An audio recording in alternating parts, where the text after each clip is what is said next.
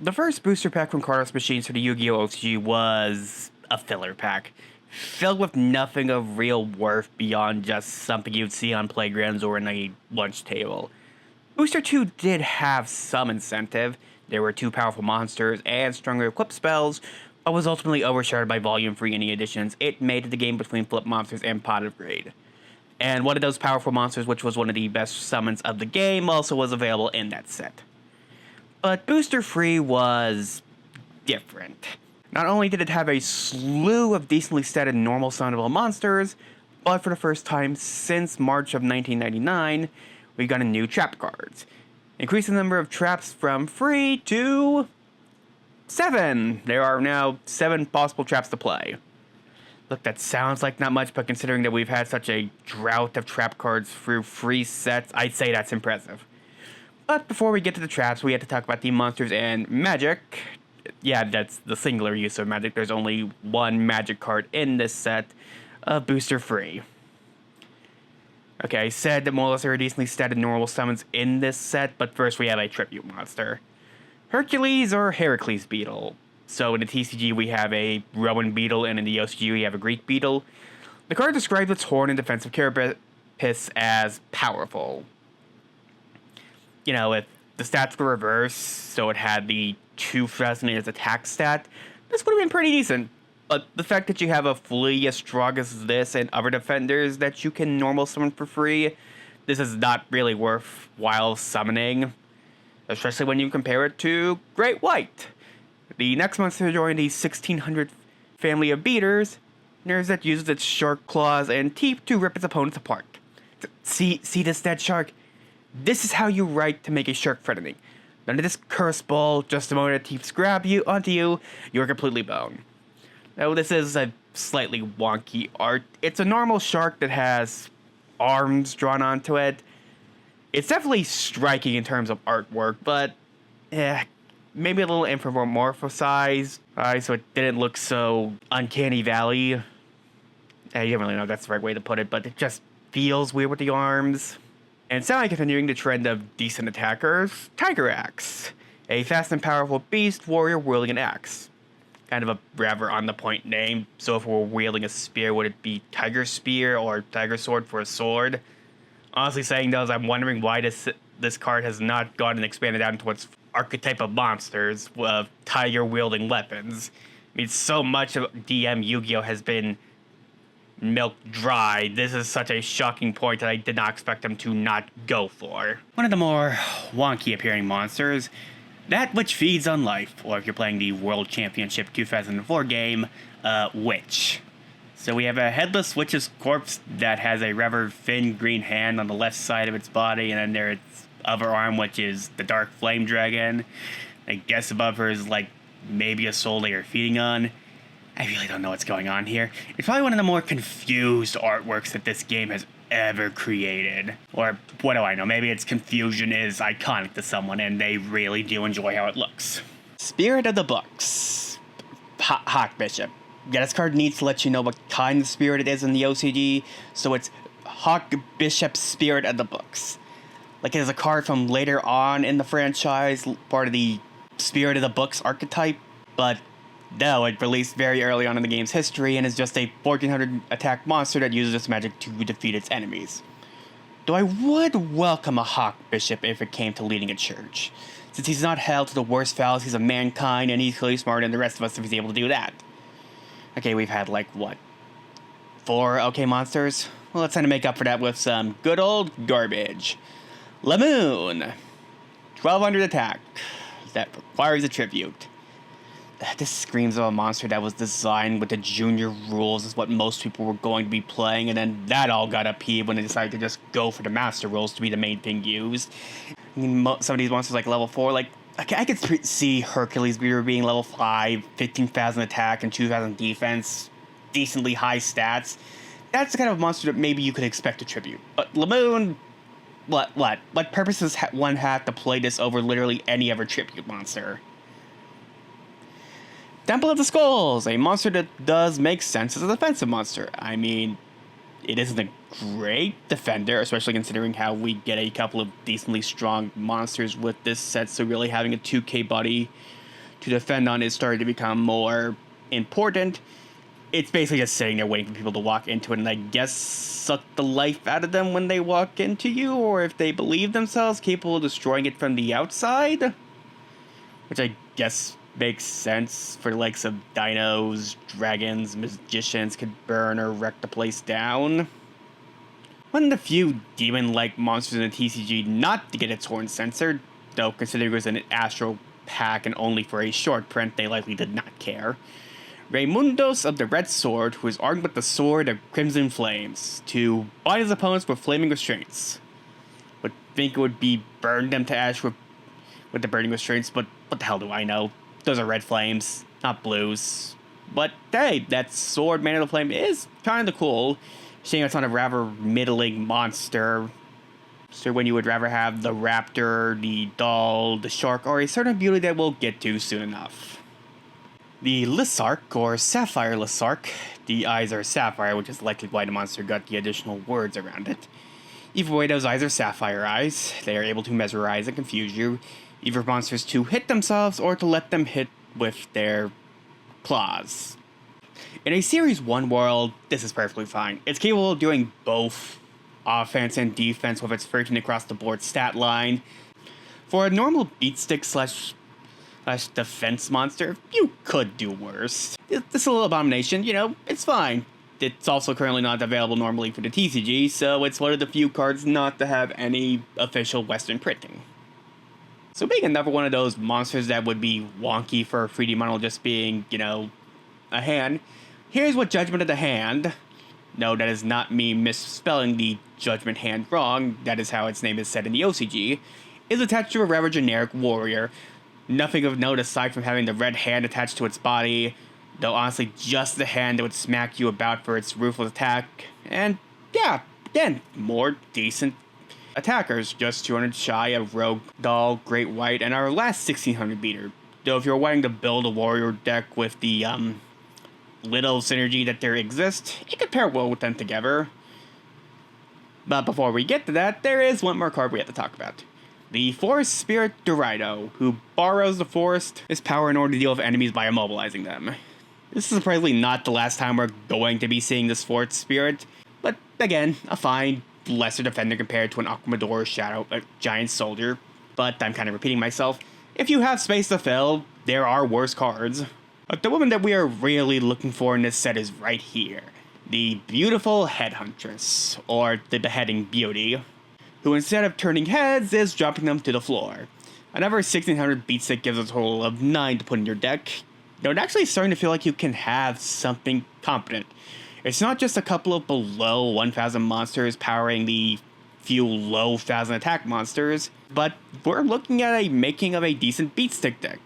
Maybe the list will include a Blue Eyes just because it is that powerful, but I need to address the card decks for the Western release. Upper Deck, 4Kids, or whoever wrote this, is there a problem with women you had since you were calling this a creature? I mean, it's a monster card, but still. Also a katana. Yeah, I get more hatchet than katana. Just look at that blade. It's almost a slab of steel you hit something with on the flat of it. More likely to knock a person out rather than beheading, and you'll likely just get the blade halfway through before it just sticks into the bone. Though, what do I know about blade sharpness? Next up is the first of 4 effect monsters booster free ingredients to the table. And man, does the quality drop off fast here. Like, these are bad. Wodan, the Resident of the Forest, is a warrior monster that gets stronger as more plants are on the field. By 100 points. So this monster is already not a plant, it's a warrior, so it doesn't become 1000 on summon. I would get it, this was fairly strong, or like a tribute, but it's only 900 attack. So by yourself, this monster would only become 1300. And if your opponent contributes, it becomes a 1900 beater. Which, when you kill their monster, it loses attack points. But not particularly impressive for a monster who derives its name from Odin to just barely beat out a normal summon in just the right conditions. And trust me, this is probably one of the weak effects are going to keep coming soon enough. That point is especially potent considering that most plant monsters suck.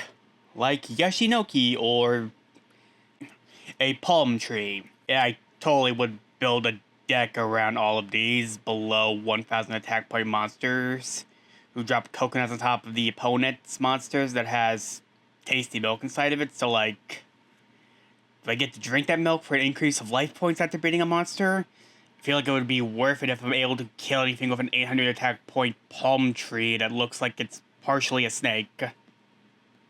I need something to wash these plants out of my mouth. So, here's a Mystic Clown, or Berserker.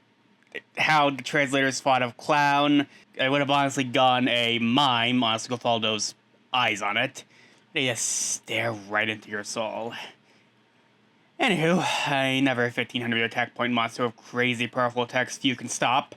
Fits nicely into the good stuff deck, considering what we have coming next is... It's a marked improvement. Dark Artist. Okay, so we're still a bit away from this, but we will get some 2K normal summons that have some kind of downside for having that power. Like, you have to offer up life points when you attack or tribute a monster, or it goes to defense position.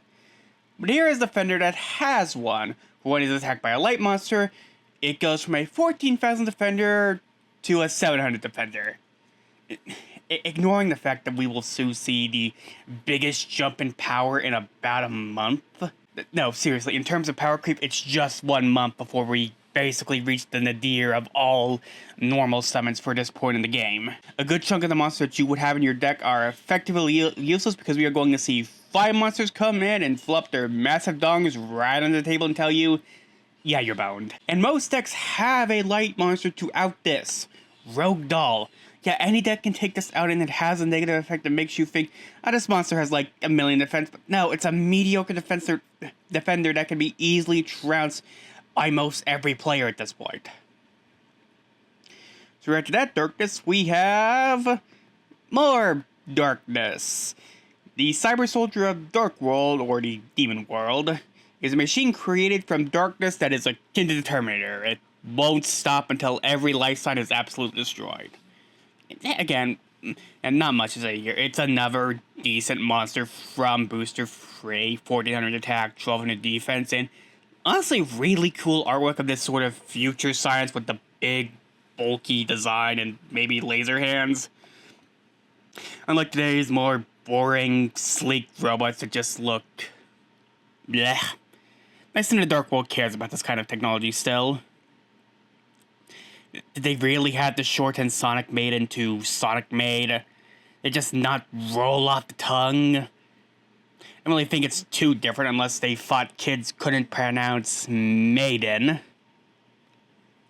But hey, it still is cool. A musical assassin using sound and their note as a scythe. But the power is getting a little too high just for 1,200 attack. So Volume 1 and maybe a bit of Volume 2. Tatsu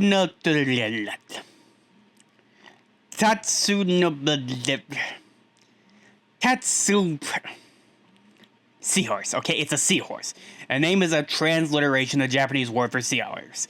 I guess since this card has never had a physical TCG release, they just thought, who cares what we name this one? Only complete morons or someone with OCD would care about the black seahorse that you had to tribute for. Also, I feel that this was a miss for it not to be swim as well. Dolphins swim through the ocean with its tongue hanging out. It's especially embarrassing for... Okay, let's do this. Tatsuno Toshigo, considering that you can also play Golgoyle and get a similar effect with 1,600 defense. I guess, hey, I'm playing a machine deck and want to defend it from another dimension, just like the Dark World Cyber Soldier, but I have to ask you, do you really think that any deck could actually be a focused deck at this point that's not just a bunch of random cards? Unless you're like the bougiest kid in the playground, and even then, there still isn't enough material to make like centered focused decks that isn't just good stuff. He is vengeance. He is night. He is the Kappa Avenger.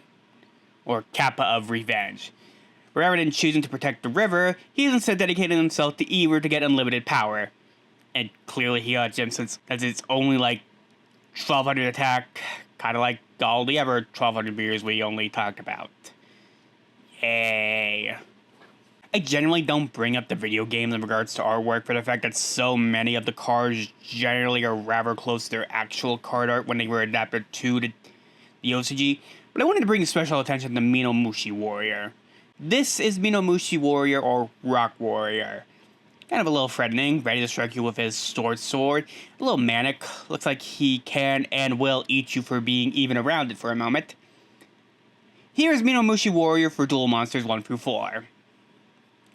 I guess this is more close to Chibi Mushi Warrior. Look at him. So adorable. Can even harm you with his sword. Honestly surprised that there is no alt art for this variation. You know, with all of the release of uncensored artwork, we really should get old GB artwork for some of them. Well, it's been a hot minute, let's bring up another garbage fusion monster. Vermilion Sparrow, or just Vermilion Bird, representing summer and the southern symbol. Kinda disappointed we don't get Raimundos' flame sword. Instead, I'm guessing magic, but why this combo? I get it. We had to pick just two because writing a whole bunch of text of what is required would not be thought of until, like, years later, but Raimundos and Fire Yarrow? Why not the blue crown, you know, a firebird itself? Or just, you know, fire spellcaster and fire and winged beast. It would make some of these fusions a lot more viable. Before becoming the star pitcher of the insect swarmers, Kuwagata Alpha was a vicious stag reel that went right for your head. Either, I'm guessing, ramming you with its head, or maybe its guillotine cutter. And it's like a very hard chop in the neck. They don't do that since the art has no sign of anything sharp on its body. Average standard for the type, it could be much more. Better by fusing with Hercules Beer to create Quaggar Beetle.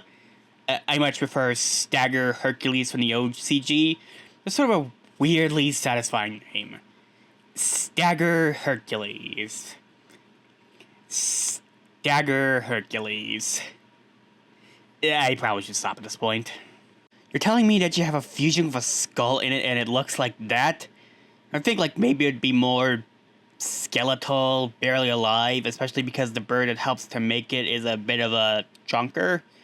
Yes, this is Skull Bird, or I guess it makes more sense if you use the OCG name Death Bird. Anyway, another 1900 fusion, so 3 cards to get it on the field. They get destroyed by Cursed Dragon, or the monster that's coming up in the next set.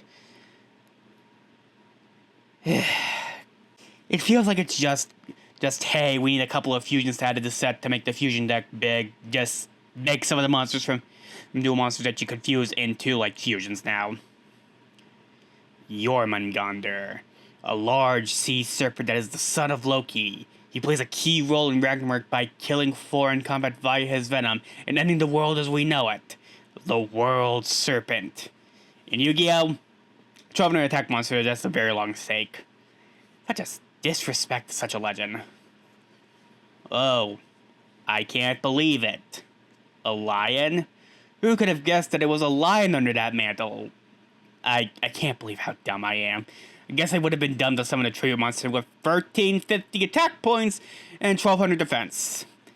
I guess there is Duel Monsters 4 because of how that format is dictated by attack power. So like a 1900 monster is actually like a 6-star monster. And generally this is the best normal summon in the game. Yeah, seriously, this is the most interesting thing about... Anyway, time for another garbage effect monster. Patrol Robo. So, if this monster can make it to your standby phase, it can look at one set card on your opponent's side of the field as long as it's face up on the field. I mean, it's okay. You can figure out what your opponent has before attacking and making adjustments. The problem? Keeping Patrol Robo alive since there are so many monsters that can take it out beforehand. It effectively needs protection from the back row if you want any hope of getting information, and even then, the set does give you another card that gives you information of what could be coming in the form of a magic card. Yeah, you won't know what gets played, but it's better information than the chance that Patrol Robo lives long enough. Another card that the translator just took how it sounded to make the name, Takuhi or Tuofe, lets you know that doom is very near, which is far away from what Tuofe actually is. We have a weird fat eagle in the art, but it is supposed to be a footed owl with a human face living in the mountains whose skin is capable of deflecting lightning. It actually sounds like it would have been a decent idea to build a defense monster, but 1450 is still good attack at this moment, especially since it could make people annoyed by having to do math. Hasn't evolution never looked any better? I guess this is a Monarch Larbrus who is stronger than his base counterpart, which in this format means a 500 attack point increase, 400 defense point increase. In this realm, we could join the group of monsters that may not be the best, but are still fine for a moment. For again, one more booster before it's all just filler. And continuing the trend of stronger recolored variants of past monsters, Living Vase. Rather than blowing fire out of those flowers, they instead bite and blind them with pollen, which I can get why this monster is far and away stronger than Firegrass.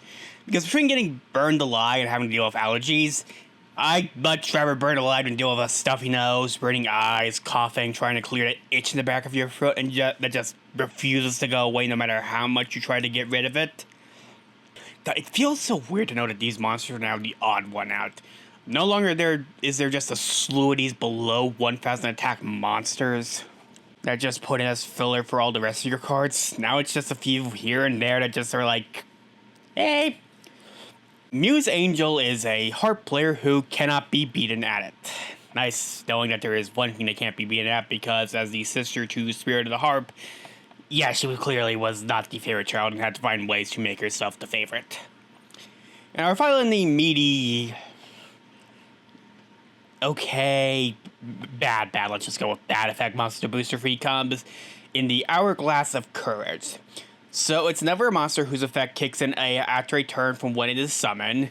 In this case, upon being summoned or flipped face up, its stats are halved, and returns to 4 power on your next turn. Okay, so are we talking about a monster that gets to be like a 2k attacker that you have to let live for a turn? No, nothing that interesting. Its full power stats are 11,000 and 12,000 for attack and defense respectively. What's the point? Literally some better attackers and defenders than this abomination.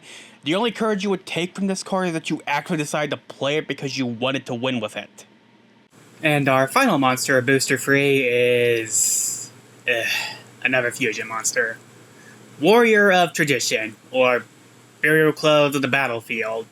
Yes, this fusion of monsters is more noble for its clothing than who is wearing the clothes, which is basically beautiful headhuntress with green hair. I don't really see Sonic Bait in this because Sonic Bait has red hair. I guess if you have Fusion and Sonic Bait as well, this is technically an upgrade, but we are vastly approaching getting 1900 beaters on the field much more consistently soon enough. And now we have reached our singular magic card. God, that sounds so weird to say after all these sets. Ancient Telescope gives you deck information. Looking at the top 5 cards of the opponent's deck and then placing them back down in the same order. It's a simple, if maybe not the best spell you would want to see in a moment. Yes, hand knowledge and knowing what your opponent has is game-winning knowledge later down the line. But right now, you probably would want to see Pot of Greed, Change of Heart, Raigeki, Dark Hole, Fissure, or in this case, the new trap cards the set introduces. Okay, I don't really know if I can say this first trap is a good choice. Reverse Trap, which kind of has a confusing name. It's a trap card that reverses the positive and negative stat boosts until the end of the turn. In Japan, this card's name is Nemono Jaku's Curse, who is the basis for this card. It's a demon that provokes the person's darkest desires and has them lie about it, then they would believe said lies. So, Reverse Trap is basically lying about what it is. So, Wasteland doesn't boost Earth and zombie monsters, it makes them weaker.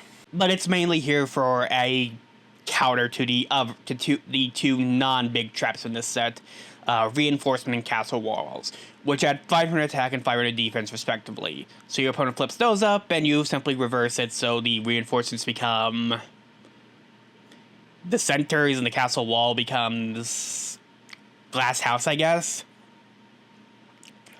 And at last, we get to the big card of Booster Free. A trap card that, while potentially good now, was going to become a bigger problem later on. Ultimate Offering, or Blood Compensation, had the unassuming effect of paying 500 light points during either your main phase or your opponent's battle phase, and you would get an additional summon or set that turn. There was no restriction on the amount of times you could do this. So if you had like 5 monsters in hand, you could summon them all at once by just paying a measly 2,000 light points to fill out the field. This could easily speed up the game in your favor, or turn it against you if your opponent had like any removal, so you were now down like a quarter of your life. But this was a crazy card. Summoning at this point was only once, or monster reborning a monster from your graveyard, but summoning out your entire hand or being able to tribute in the same turn that you've summoned, and it was incredible. Now, this card would not immediately be banned or get onto any lists. Though in this case, there really wasn't any list besides the first one they released near the time the first set was released, and we wouldn't see one until just into the new millennium. But this wouldn't see any limitation until 2006, just after Chaos Return format. It would see some use in Gadgets decks since gadgets were not a once per turn, so you could search at all your gadgets via this card.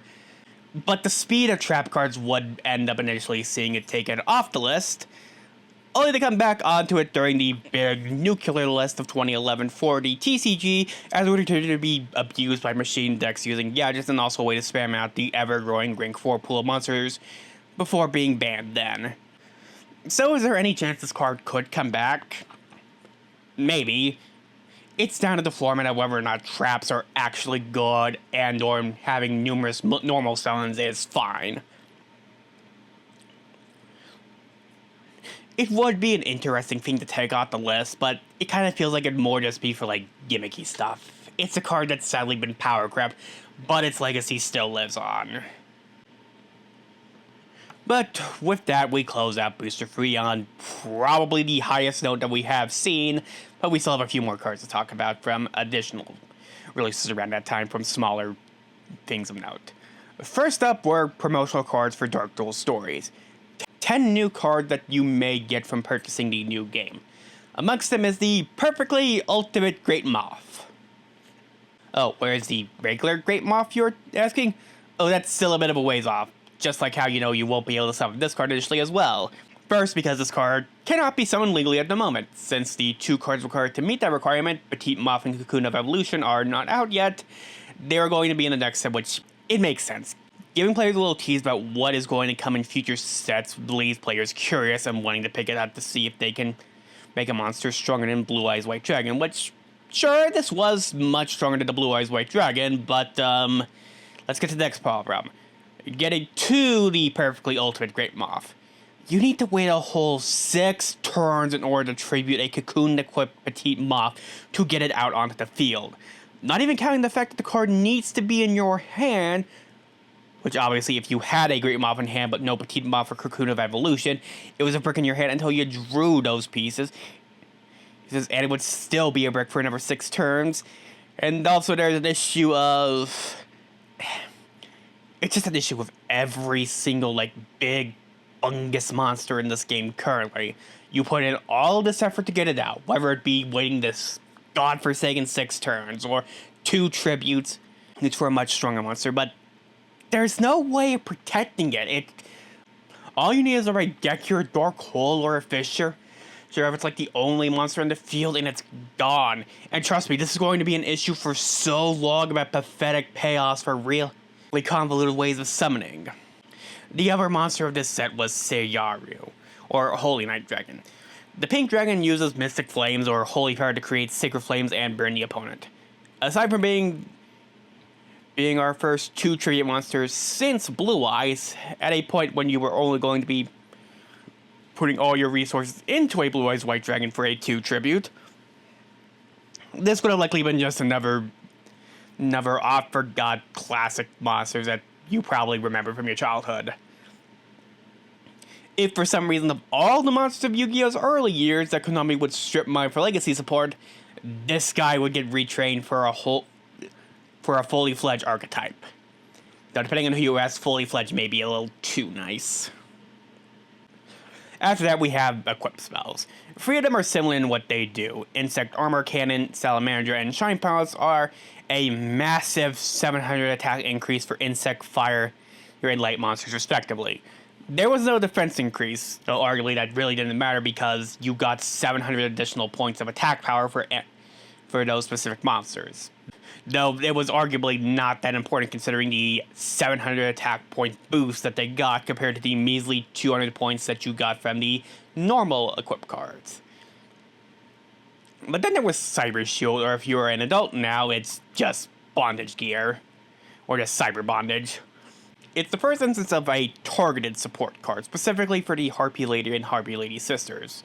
Another preview for the following set since we would get Harpy Ladies for the next set, which, yeah, this is again the first support for an archetype, though it's not really an archetype if it's just 2 monsters. But it is another dead card, and you probably would rather use, like, Follow Wind or non-exclusive equip cards to use in a deck. But Cyber Bondage was not the only Harpy card in this set, and the other one is probably far more interesting. Harpy's Fairy Duster was basically the back row version of Raigeki. Once played, the opponent's back row got wiped out. Now you don't have to fear the potential of a trap making your life miserable, or spell cards like Swords Revealing Light, though you would have to wait a little bit longer because Swords went to the graveyard immediately upon being played, so you just had to sit there for 3 turns. But once that rule got changed, you were able to wipe the sending it back to killing your opponent. It also meant an end to simply setting everything to bluff your opponent about what you may potentially have. This would be another card that would get banned on the first time they were actually like banning cards, where it would say until 2015 for OCG players and an additional 5 years for TCG players. Likely because setting traps was just nowhere near as good, and really sometimes it was just not really worth it to set cards, especially since most spells had graveyard effects that were much better. So it's quote unquote the fairer card compared to its all field destruction that has not released yet. And we once again have more traps that are quite impractical to the metagame at the time. It would prove to be a legitimate threat alongside Harpy's Feather Duster to whoever got it. And that card was Kunai with Chains. Or Chain Attached Boomerang. Look, we'll talk about Crush cards in a second, but the thing was, this was actually the better trap at the time. Heck, it was probably the best equipped card you could be playing. For one, there was no attribute locked to it, despite being mostly played by Joey for his warrior monsters. Any monster could get a 500 boost point off of it, and it could negate attacking monsters by shifting them to defense position if they attacked you. Doing 2 things that were actually pretty good for the beatdown strategies of the early games. It wouldn't end up being banned at all despite its power at this point because beatdown strategies kind of would just follow the favor in Series 1 after a while. And better traps would come out. Okay, let's bring up Crush Card. So, Crush Card is very good. It is incredible. It became the bane of many Yu-Gi-Oh! Players in the mid-2000s before getting nerfed from the ground and being as useless as boobs on a bowl. Being able to see what your opponent had in hand and what they would draw for 3 turns is insane, broken, disgusting. Alongside nuking their monsters for that period. Problem. There's nothing really good to tribute off for it. Your choices are like Nemoriko, Fiend's Hand, Fire Reaper. There's not really good cards to be out in play since they don't really do anything of note beyond just blocking or walling. Not every deck was going to be filled to the brim with monsters that were super powerful. Some players likely were not going to be using that many powerful monsters that were above 1500 attack points.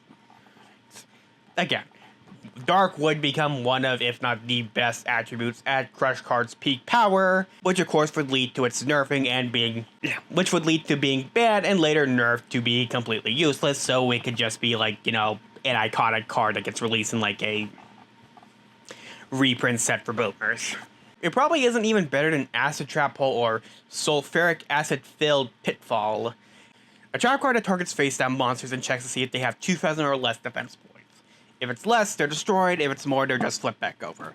Considering that you'll never see anything more with 2k defense that hasn't been tributed, it's very easy to see a monster that was going to be destroyed by this card if it was set. Obviously, it wasn't good as the standard Trap Hole since it can destroy the big tributes, but it makes setting monsters a little less worth it. And the last card in relation to Dark Duel stories came from the guidebook, which was another piece of Exodia. 2 of the 5 pieces have been released, and we are not far from the next piece in Volume 4.